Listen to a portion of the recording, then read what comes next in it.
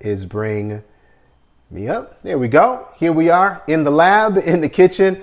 This is a special place. This is where health and healing begins. When you start to look at your kitchen as a place where not only does your mouth taste good, but when your body can feel good, it again becomes another place where the Lord can do amazing work. And so what we feel impressed to do in our Change Health segment, in our show and tells, is try to share some kind of information, some kind of input that we've learned by our own experience and by our own mistakes and our own blessings of what can be done in our lives to make them better, just simply by how we eat or how we don't eat or how we exercise or how we drink, how we live.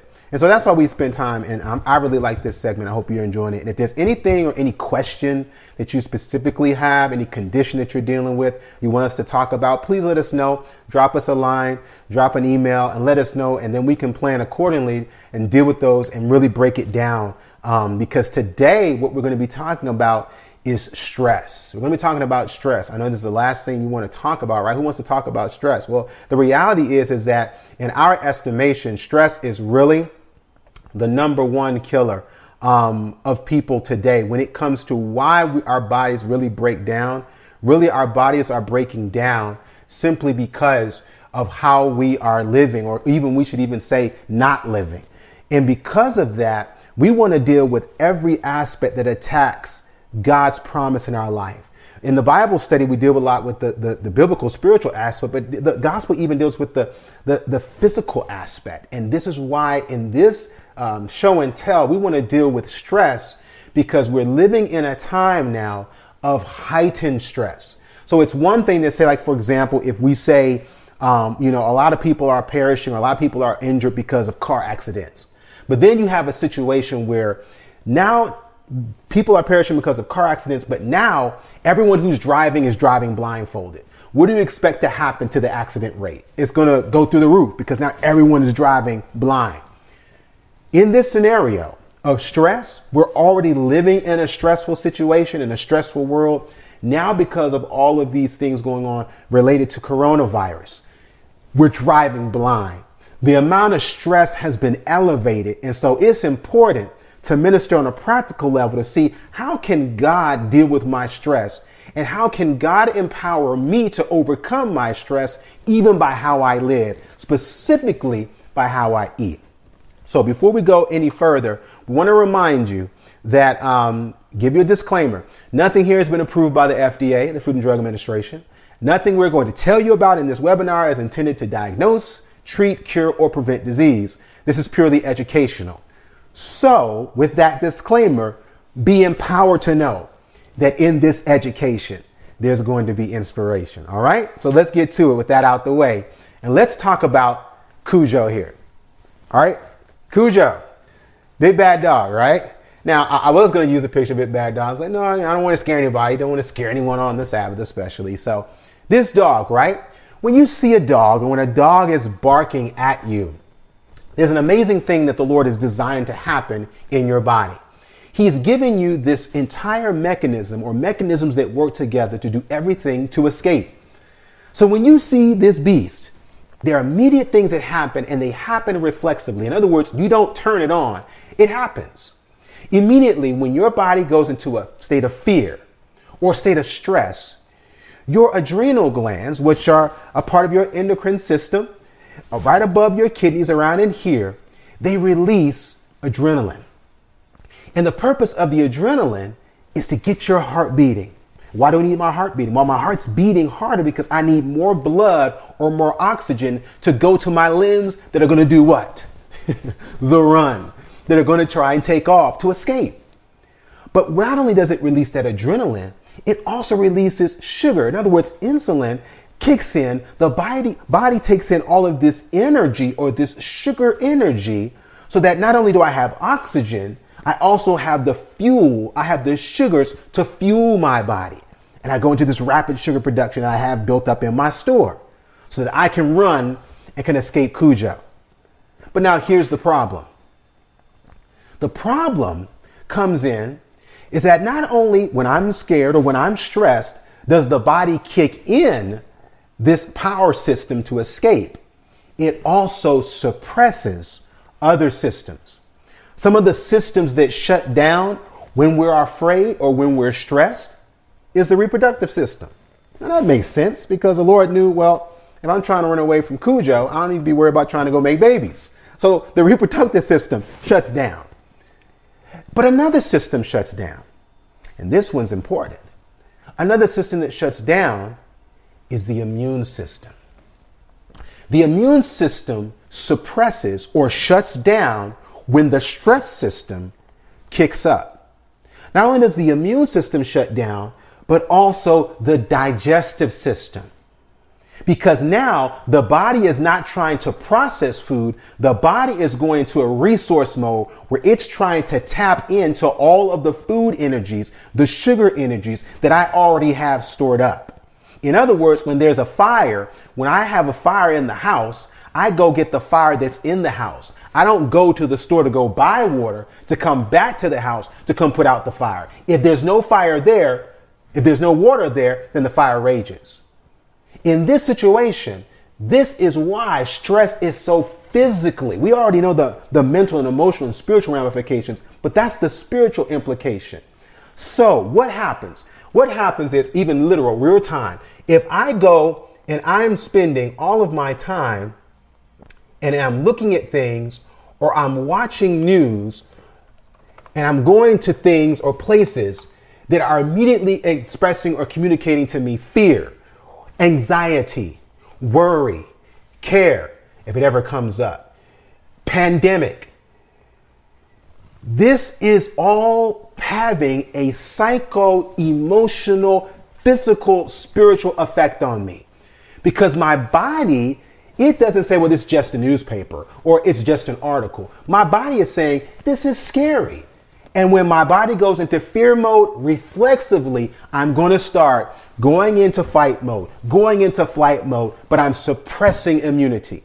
I'm suppressing digestion. So what happens? The enemy actually gets us sicker by keeping us worried. Gets us sicker by keeping us scared. So I want us to be empowered. The Lord wants us to be empowered. What we want to share with you are 6 foods that actually have the same physical effect on us when we eat. In other words, the same effect of what you see here when you see Cujo, how your body responds to that dog coming to bite you. These foods have the same physical effect on your body, and they also heighten your stress. Food number 6, let's get off of Cujo. Food number 6, stress foods, artificial flavorings. Artificial flavorings have the same physical effect, the same stress effect on the body. And we're trying to minimize and try to our best minimize that stress. What are we talking about when we say artificial flavorings? Anything or any food that did not come from the dirt but was made in a laboratory, that's by definition a processed food. It is a food whose natural state has been altered in some way, whether chemically, whether it's enzymatically, whether genetically. It's not the same, and it's not made in a fact by God, but it takes God elements and makes something else as a man. So it's kind of like saying if you have a chair, and when you have a chair, that chair came from a tree. Well, God made the tree, but man made the chair. So, okay, I see. I need to make me a little bit smaller so you can read what's going on. Good heads up, sweetie. Let's make me a little bit smaller so we can read here. All right, then we're going to switch over. There we go. Thank you, sweetie. Good heads up.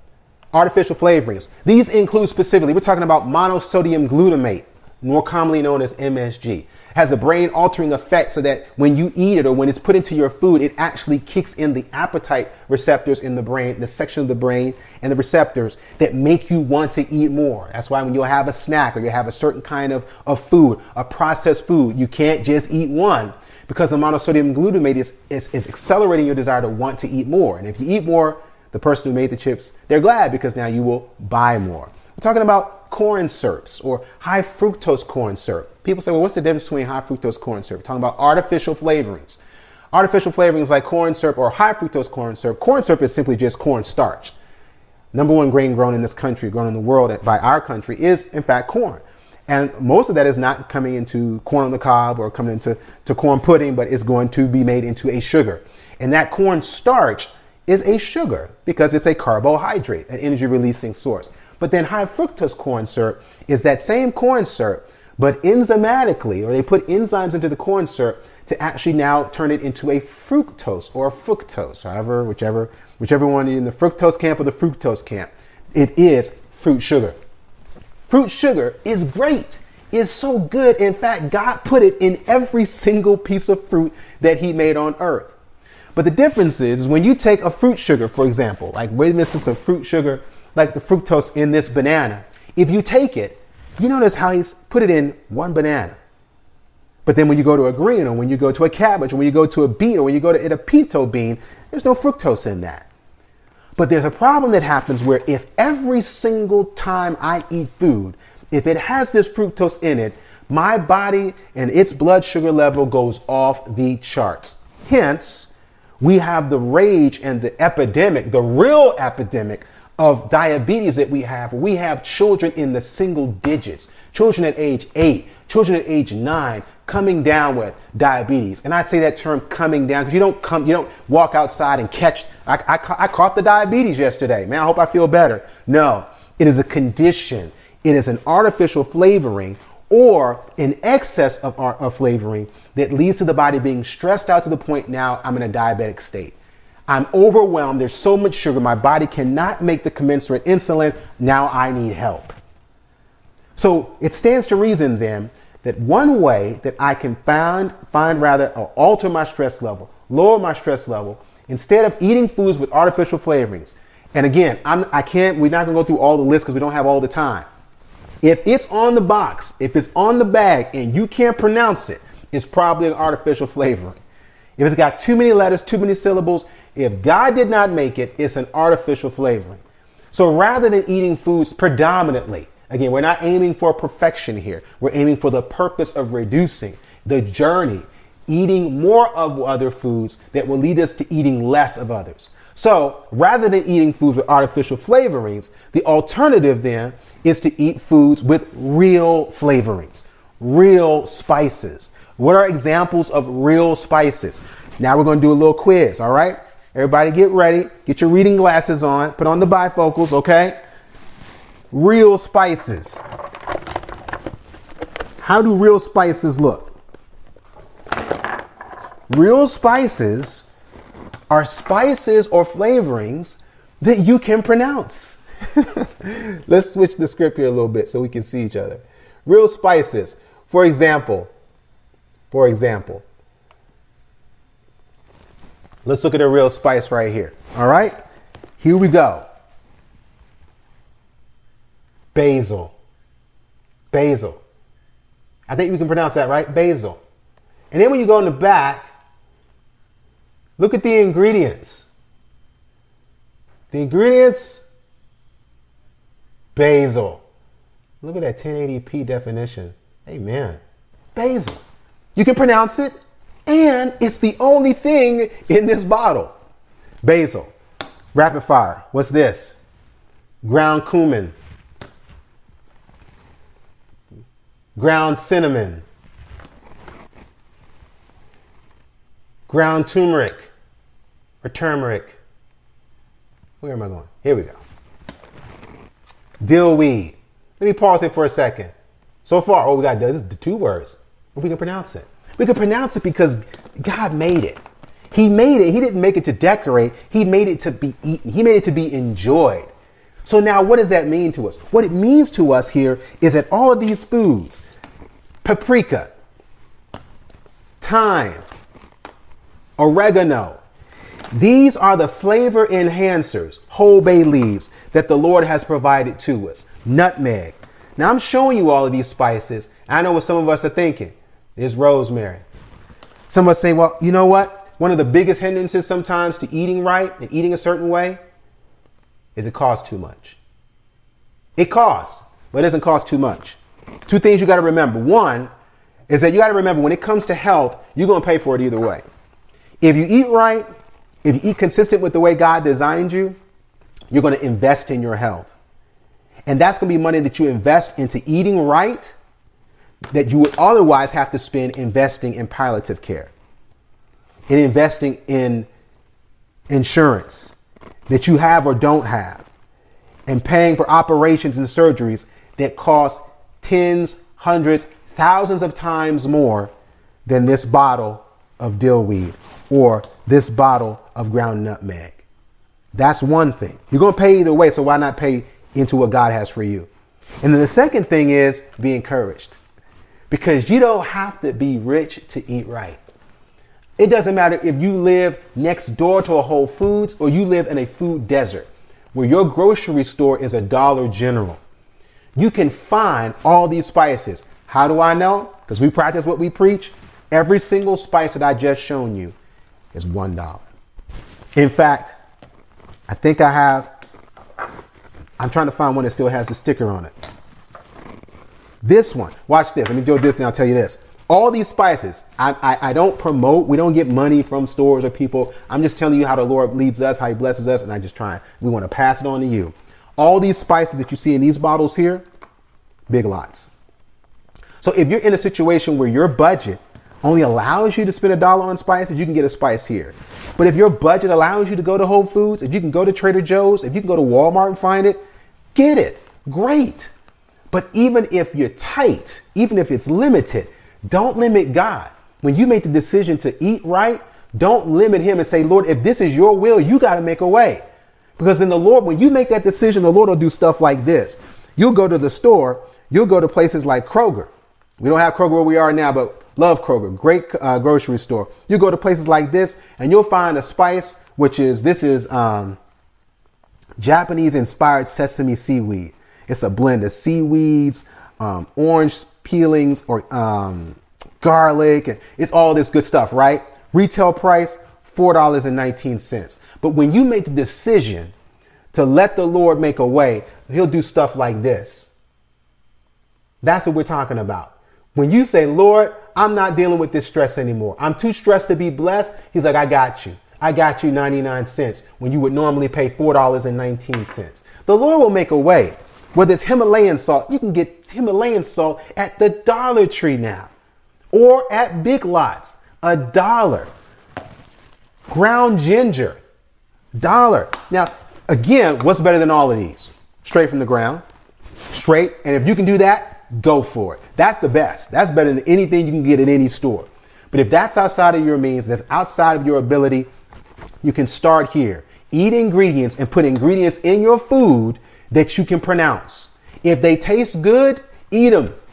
If they don't taste good, adjust them or find something else. But you see what the Lord has done. He's given us a multitude of choices. And that's why I want you and we need you to be encouraged to know that these are much better bottles to have in your kitchen than medicine bottles, because there is life.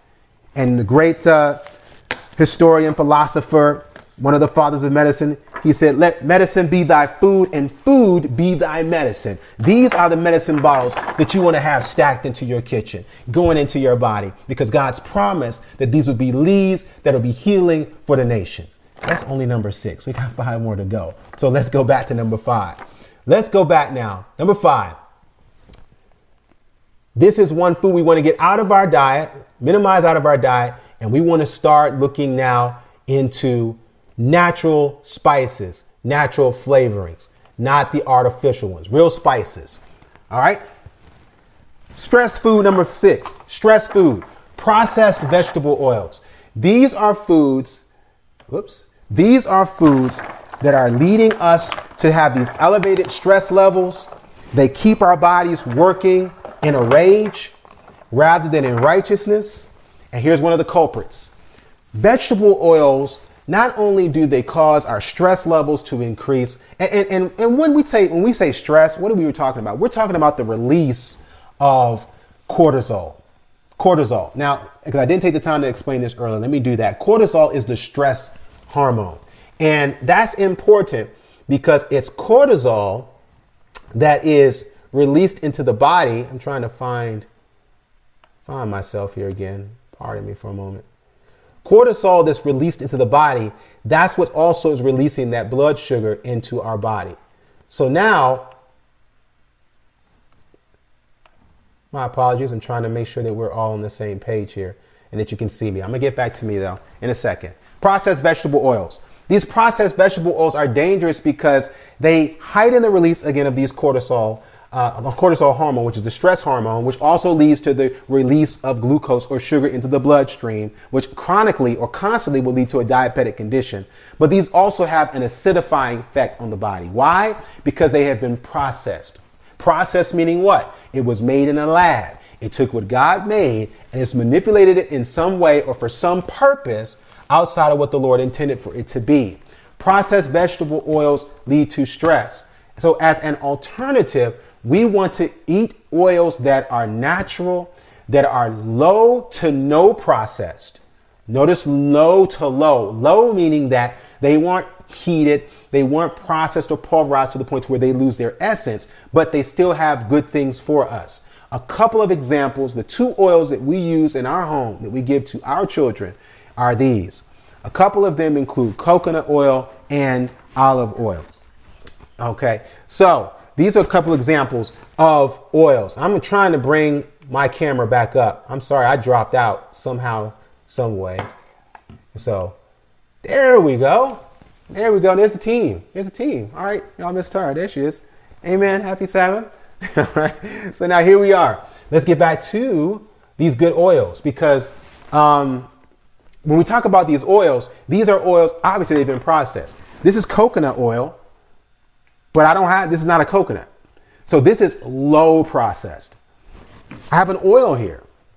Obviously, I don't have an olive tree out back, unfortunately. This has been processed, but it's low processed. So when you look at how it's made or when you look at its contents, you'll see that it has experienced some refinement, but it hasn't been chemically manipulated to create something that did not exist before. That's what happens when you have these other oils, like most of these soy oils, canola oils, one of the worst oils that you can put into your body, vegetable oil. These oils, not only are they high in fat by nature, obviously they're oils, but they have an effect on the body to acidify the body, but they also contribute to the stressors on the body. Therefore, you have a stress reaction as you eat them. So these oils will serve to maintain or lower your stress levels. I brought these examples because one, this is a good oil. Olive oil is a great oil to use and to keep, especially when it comes to cooking. We try to keep our frying to a minimum. We prefer to saute because frying just chemically alters the food. It kills the food essentially. But when you're cooking food and you're using it over heat, this heat has a higher temperature threshold than this oil, coconut oil. So, and for example, if you take your stove and if I were to go over here and put it on 4, this is going to smoke after this oil. This oil is going to smoke before this oil because it has a lower threshold or heat threshold. So it's not ideal for sauteing. So it may smoke up on you when you're trying to learn how to use it. But this is what I use to saute. But some people use this because of that very fact that it doesn't flame up or smoke up on you. But it's great to use in baking. But this is like good. This is better. Coconut oil. Coconut oil is a wonderful oil because it's a saturated oil. Again, what you've been told, or you're like, well, I'm supposed to go away from those oils. No. Notice what happens here with this coconut oil. This coconut oil in our home right here, you'll see is at room temperature. You'll see it's solid, right? Now, as it's solid, what happens when I put it to heat? I'm sorry, I keep getting this camera confused. When I put it to heat, this is going to turn into liquid. But then what will happen when it cools again is it's going to go back into a solid state. Why is that good? That's good because that's exactly what it does in your body. If I were to have a bottle of vegetable oil or some of these processed oils, when that oil, when it's hot, it's oily.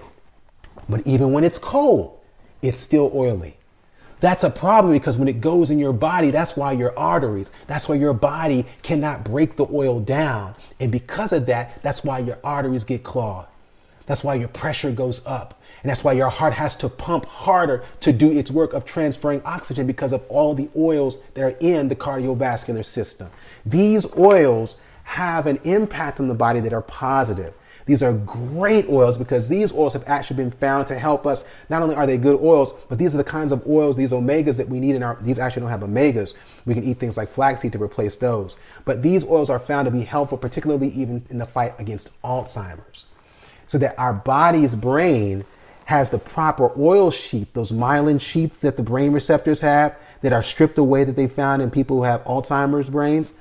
These oils help maintain those oil slicks, those sheaths that protect the brain so that the proteins and all this and all of the electrotransmissions can happen as they're supposed to, like when they don't happen when we have Alzheimer's. So these are not only good, not only are they stress reducing, they taste good, and of course, you know I got to go there. Look how much this costs. $1 per unit, per price. This is the cheapest way to get it, folks. Right here, we get this at Big Lots. Dollar Trees, depending on where you are, how supplies are right now, Dollar Tree also has it. But these are the brands that we get. Yes, they are refined. They're pure refined. You can get it raw. People say, can I get it raw? Yes. Whether you get it raw or refined, raw is better. This is good too. This is so good. Principle that we try to follow is if it's good for your body inside, it's good for your body outside. These are oils that can even be used as lotions. So some of y'all back in the day may remember. Some of y'all still might do it. Grandma used to put Crisco on your face or put some lard on your knees, get that ash away. Well, guess what? These are oils that can go inside and out of your body, and they feed your skin. They restore cracked skin. They keep you looking beautiful. Like Tara, when you see that, that's her makeup right here. That's what's going on in her hair. Because if you can eat it, you can wear it. And if you wear it, you should be able to eat it. Right, sweetie? Okay. All right. So now we're going to go to, this is a spray version of the coconut oil. You can actually use it when you're trying to, when you're making dishes, you want to spray the pan. I'm not a big fan of aerosols. This is the only time I use this when we're making corn muffins. I'd rather to just take it, melt it, and put it into the dish because aerosols is the propellant in there. It's not natural, but it's available. $1. $2 and change. All right, I gotta move on. So let's move on, okay? Number, that's the display. 4, meat. Meat is a stress food, folks. Meat is a stress food on 2 levels. It's on a stress level just because of what it is, and it's also on a stress level because of what's put into the meat. What you have to understand about meat is that the effect that it has on the body is, again, it's an acidifying effect. That means that it makes the body more acid than it does alkaline. And when the body is in an acidic state, the body is being stressed. It is being pulled upon on a cellular level. Not only is it stressful in that it is just meat because it's flesh from another creature, remember that animal didn't go to Club Med and then get slaughtered. That animal wasn't on vacation. It wasn't on a Carnival cruise line. That animal was in a slaughterhouse and it knew its end was coming. What happens to us? What happens to you and me when we get scared? Our body releases fight and flight chemicals. We talked about them already. The body releases cortisol so that we increase the blood sugar intake in our blood so we have energy to move. The body releases adrenaline so we can hurry up and run. The same thing happens to Miss Cow and Mr. Chicken. Before they get killed, whether you say it's humanely or not, really, folks, is there any humane way to take someone's life? No. You're still taking someone's life. If I go and say, hey, I want to go rob somebody. If I say I want to go rob somebody, let me make sure I get me up here so you can see. If I say I want to go rob somebody, and I say, well, I'm going to go rob them humanely. So if I go to that person and say, hey, man, how are you doing today? I need this. I need your money. I need your wallet. I need your credit cards. Pretty please. Does that make the experience any better for you? I robbed you humanely. I asked you. I got your permission. I did it nicely. I didn't have a gun. At the end of the day, I still took your money. I still robbed you. So the argument about being humanely killed is not true. You're still getting killed. When the animal is slaughtered, it releases these hormones into the bloodstream, and that is in the meat itself. So when that is now eaten or consumed, I'm actually eating not only its stress hormones, but I'm also eating the hormones that were put into it to make it grow in 6 months, to make it big in 2 or 3 months. I'm eating that. Well, Chris, I don't eat food that's, the meat that has any type of chemicals. I make sure it's all natural. But remember, the animal was slaughtered. The animal itself has its own hormones that it releases. So whether it's the animal's hormones or the animal's hormones plus Farmer Joe's and processing plant Joe's hormones, it's still in the food. And it's going to stress the body. Not only does it stress the body, that way it also stresses the body digestively, where it doesn't process the food. It's not designed to pass in and out of the food. That meat stays in our system, again, stressing over time chronically our digestive system. So what's an alternative? What is an alternative to eating meat as opposed to a stress food? We want to introduce you to some substitutes today that we hope will encourage you to say, hey, I don't have to eat meat. I can get my protein, if that's something that you're interested in. I can feel satiated or full eating things like beans and subs. I'm not talking about subs or Subway sandwiches. I'm talking about beans and substitutes. Let's take a look at some of these substitutes as we come back to us. Some of these examples of substitutes that we can find include, let me bring me back up. Forgive me. Here we go. Oh, okay, here we go. All right, meat substitutes. She already bought it too. I didn't even see them. All right, and the beans. All right, so let's see if we can grab all the beans that you can in there. Let's talk about the beans first, because the beans are the ones, again, these came straight from the earth. The beans are what are used to make these meat substitutes that we're going to introduce you to, try to introduce you to. All right, so we got an example. These are all beans. Pinto beans. Low stress foods. Kidney beans. Lentil beans.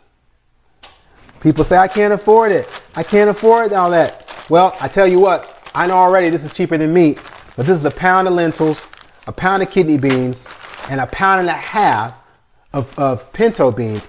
That's what? Pound and a half, 3.5 pounds, like 3.5 days in Daniel 12, 3.5 pounds of beans for $3. Yes, each $1 piece. Yes, of course, Dollar Tree. Beans are no different. I don't care where you get them from. Beans are beans. They're dry. They're grown in the ground. And if they have, and some of them are organic, some of them do not have any pesticides that were treated to them in their growing process. So yes, if you can go there, if you can budget for that, do that. But you also can go to Walmart, and if you have beans, these are Great Northern beans. This is our meat store. Don't have to even put it in the refrigerator. Forks over knives. But if you're transitioning, it's like, I can't eat beans every day, or I have digestive issues. Beans may make you gassy. That's really an issue of how the beans are prepared, more so than the issue of the beans themselves. But if it is not the case, and you say, I'm just not feeling the beans, all right, we have some substitutes available for you too. This is an example of chicken. Teriyaki chicken strips. A brand that we have come to love is Gardein. Gardein is a very popular brand now where they make really good substitutes. These are not gluten-free, but they are totally vegan. In other words, there's no milk, there's no dairy, and obviously there is no meat in the process. So this is a chicken substitute. Some of you like sausage patties. They also make a sausage patty, breakfast patty. Budget-wise, cost-wise, this is about $4 a bag. So if you can find a deal cheaper than that, go there, do it. Because that's about the most you'll spend. If you're spending more than that, you're spending above average when it comes to a meat substitute. They also make chicken sliders. This is an example of a chicken sandwich that is made already there for you. Totally vegan and vegetarian. Boca is another popular brand, and this is their vegan burger. Now, here's the cool thing. Boca makes a burger, Boca Burger, and this particular one is vegan. They have other kinds that are vegetarian, but they're not vegan. So that's important. What's the difference, Chris? Remember, vegan means no milk, no dairy, no cheese, no animal byproduct at all, including meat. Whereas vegetarian may mean it has no meat, but it may have a dairy or it may have milk in it. So that's the fundamental difference between vegan and vegetarian. But another substitute, this one's really popular, Big Frank's. This is a shout out to my mom. My mom is our Big Frank connection because it's hard to find these and to find them at a good price. But my mother finds these, and whenever we get together as a family, she always hooks us up with some Big Franks. This is a hot dog substitute. Now, I'm going to tell you the truth. Some of these substitutes are going to taste just like, man, this tastes almost just like it. Example, Impossible Burgers, the Beyond Meats. They're designed to have the taste of the substitute. And it can actually fool you and scare you. I mean, when we first tasted them, it kind of scared us because it's like, whoa, is this the real thing? But then there are other meats, they don't taste like the real thing. So when you get a Big Frank, for example, it's not going to taste like a regular hot dog. It has its own distinct taste, but it's vegan. It is vegetarian. Is it perfect? No, because it's in a salty brine. And again, if that's an issue for you where, man, it's too much salt, well, you're going to get way more salt and nitrates in a real hot dog. And all you have to do to help leach some of that salt out, whenever you have something, take it, soak it in water. Soak it in water for 1 to 2 hours. So that salt will be rather leached out in the water. And then you take that, and then you have something that's not as salty. All right, if that's a concern for you. None of these are perfect. They are substitutes towards the original, and they're all better than Miss Cow and Charlie Chicken. So that's what we're trying to eat. Foods that lower stress, and the body is able to rest more. I think we're now on number 3. Let's go to number 3. Number 3, if you have a comment or question, please make sure you send it in and we'll try and get to it before day is out. Gluten. Gluten. The big story on gluten. What is gluten? Gluten is like this mystery thing that like people are like, man, like, what is gluten? Should I be looking around the corner? Where is it coming from? Gluten is simple. It's a protein. Proteins are what? Proteins are just like amino acid chains. Think of like your zipper on your pants or your zipper on your purse. That zipper has these two things that are coming together. A protein is just basically like a chain of amino acids that our body needs. And our body, in order to get the amino acid out of that protein, it has to unzip them. That unzipping happens in our gut, in our intestinal system, in the digestive system. Problem is that with gluten, it's a really, really tough zipper. You know, you have some stuff just zip, zip, no problem. Then other stuff, you got to make sure you hold it at the top. You got that dress where you got to ask your husband to come here. And then they got to hold it at the bottom. And you got to hold it at the top. And you got to breathe in. And you got to make sure you get that zipper. That's gluten. Gluten is not a protein that's easily unlocked. And that's why it's not ideal. And so people will say, well, I have a gluten insensitivity, chronically known as celiac disease. The reality is that all of our systems have a level of resistance to gluten. Some are just better at unzipping than others, but gluten is hard on every digestive system. And because of that, that's a stressor on the body. That can cause an anxiety on the digestive system. And you can experience that disruption through constipation, through gas, through cramping, all the things that complicate digestion. And unfortunately, gluten also is an acidifying protein. It doesn't alkalinize the body. So because of that, gluten is a stress food. Where is gluten commonly? Basically, it's in wheat. That's our most predominant source of gluten, wheat. Wheat tastes good, tastes great, but it's a stressor on the body. And if you're trying to minimize stress, we want to try and go towards a gluten-free or gluten-light diet. Gluten-light meaning that 10% or less of what I'm eating is gluten. 90% or more is not. A gluten-free is obviously 100% of what I'm eating is gluten-free and 0% gluten. That's possible. Wherever you are in the journey, remember, we're not pushing for perfection. We're pushing for the promise of doing better. We want to try and at least go gluten-light. And how or what is the alternative to going gluten-light? One of the alternatives that you can go to is a gluten-free diet. There are lots of gluten-free flours out there. But what I want to remind you of and caution you of is this, is that a lot of gluten-free flours or gluten-free breads are not vegan. So when we started to try and go the gluten-free route, that's what we kept running into. So that wasn't really helping us on that end. While it helped on being gluten-free, it wasn't helping on the on being vegan. And so, yeah, if you could get the cornmeal.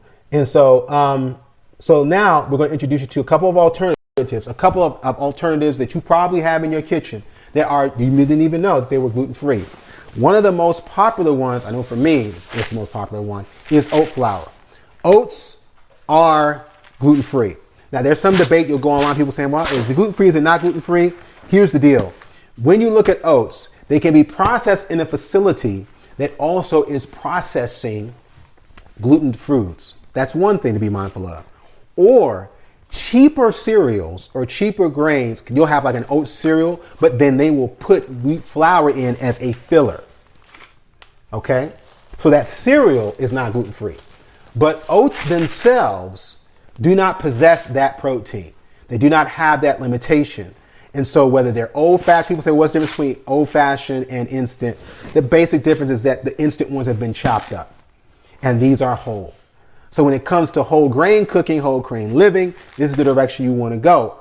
But if you're baking, I have found that if you don't have a really nice blender, if you don't have a Vitamix or Super Ninja or one of those nice blenders, it's easier to process that into a flour, which is in the refrigerator, into a flour that can be used for baking. That's easier to use than the whole grain. But if you got a good blender, if you have something that can really chop up, go with the old-fashioned ones and blend it that way. But oat flour is the alternative. It is the choice that we've made, and it's the choice that you can use to make all of your breads, to make all of the dishes that you would normally make that are used making, this is not oat flour, sorry, that are used to making your dishes. So we're about to get that oat flour here in a moment. Oat flour here, this is oat flour right here. And it's simply this, put in a blender and turned into this. So this is the flour that you can use for any recipe that calls for wheat flour in it, including breads like cornbreads. When we make our cornbreads, here is an example of a type of cornmeal that you can use. This is a cornmeal that is simply that. It's just cornmeal. This is gluten-free. It is not a corn mix or corn flour blend that has the baking powder, that has the leavening agents in it. And that's not what we're talking about here. We're going to add our own leavening agent because most of those leavening agents have aluminum. And aluminum puts you in a higher risk for Alzheimer's. So that's why we don't use regular baking powder. You can use or make your own. There is a aluminum-free baking powder. It's usually in a red bottle, costs a little bit more, but we can talk about those in another show and tell. How you can make your own. You make your own simple. You make it with baking soda and cream of tartar. That's it. Baking powder, done. But we'll talk about that maybe next week. Cornmeal, though, is an example of a grain that is gluten-free and can be used as a flour. Here's how it looks in a container. What's the difference between yellow and white? Yellow and white corn. If it's white corn, it's going to be white flour.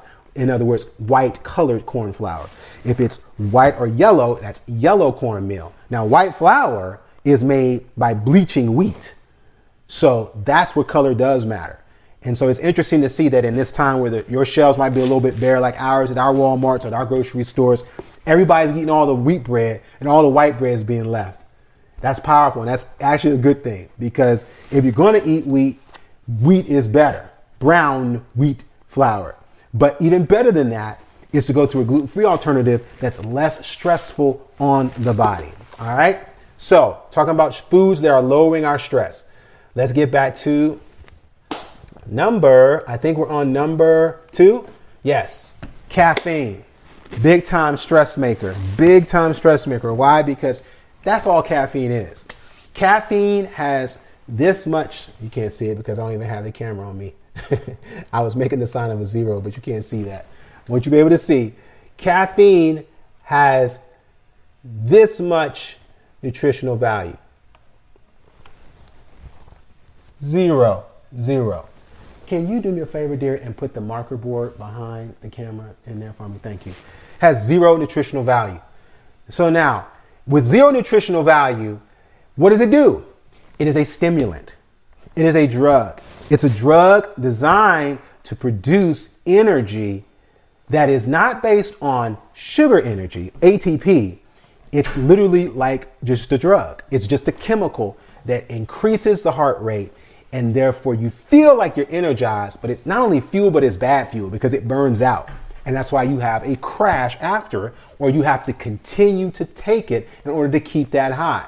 So I remember growing up, when people drank coffee, we used to drink coffee when? In the morning time. And that was it. You didn't drink coffee maybe until after dinner or something like that. Now what happens? People are drinking coffee all day long. Breakfast, lunch, dinner. They're not really drinking the coffee. They're consuming the caffeine.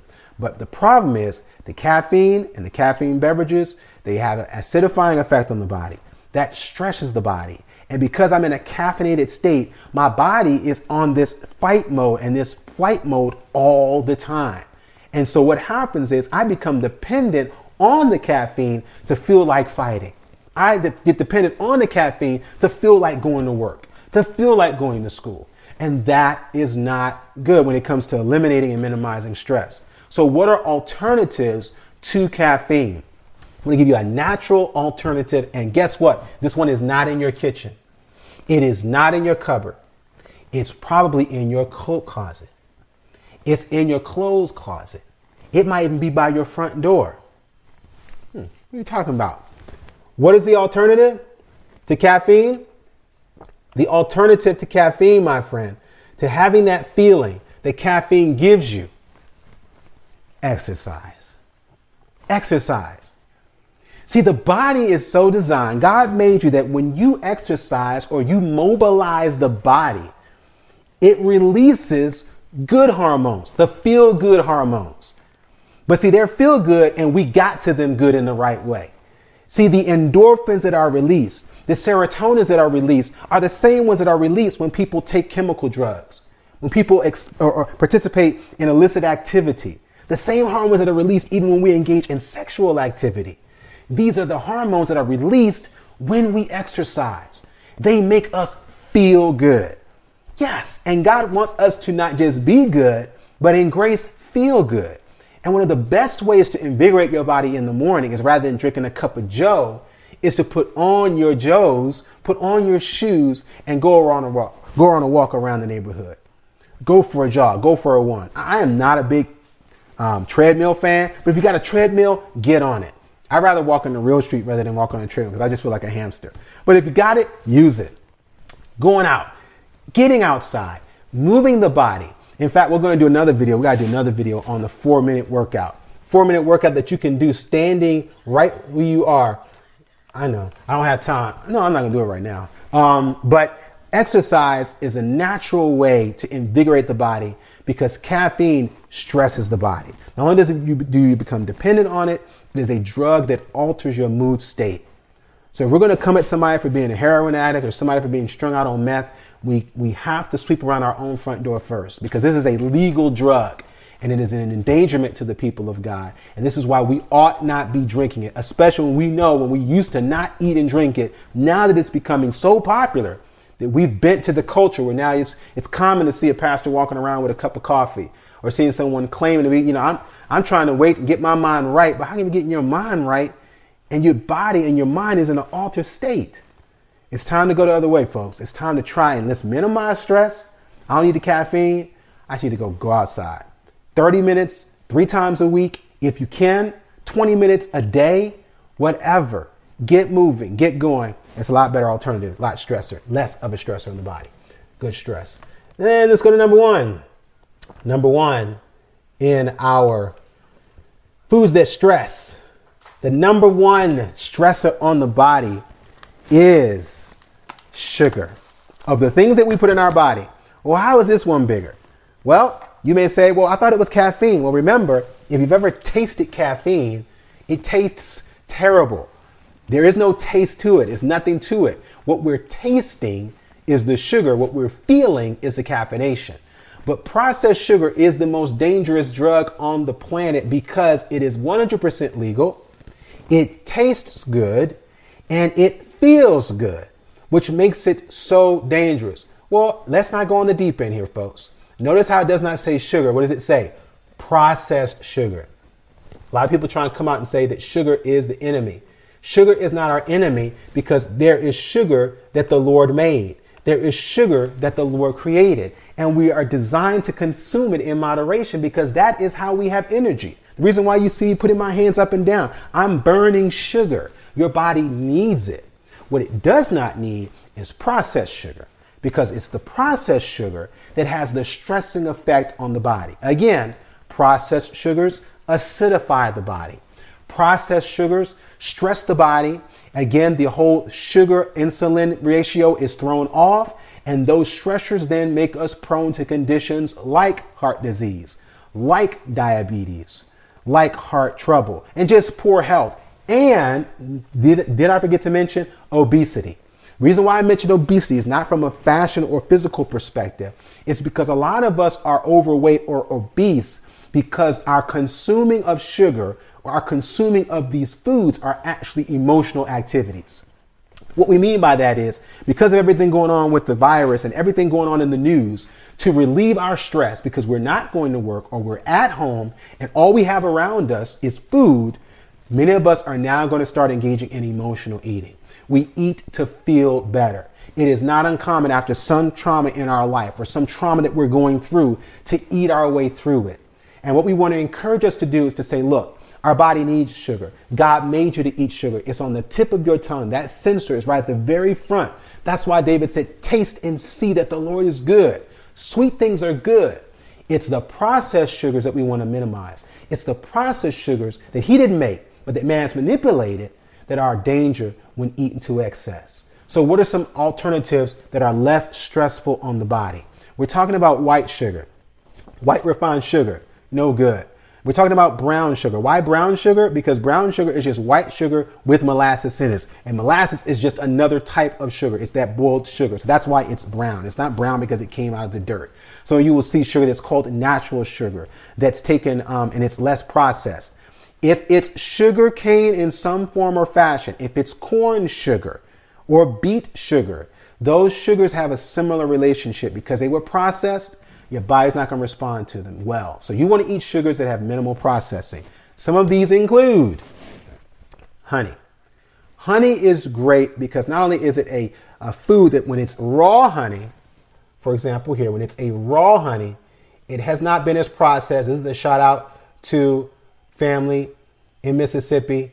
Tara's parents hooked us up with this and it's raw honey. Because of it being raw, it has a lot of the constitutional elements that were in it naturally. And some people say, well, I thought you were vegan. Vegans don't eat anything that come from animals. Well, we eat this because it's in the Bible, 1. We eat it 2 because it tastes good. And we eat it 3 because while it does come from the animals were not harmed in that process. They did not lose their life so that I could get this honey. They just simply go about making more honey. And so that's why on that perspective, even though most or some vegans don't eat it from that principle, we do.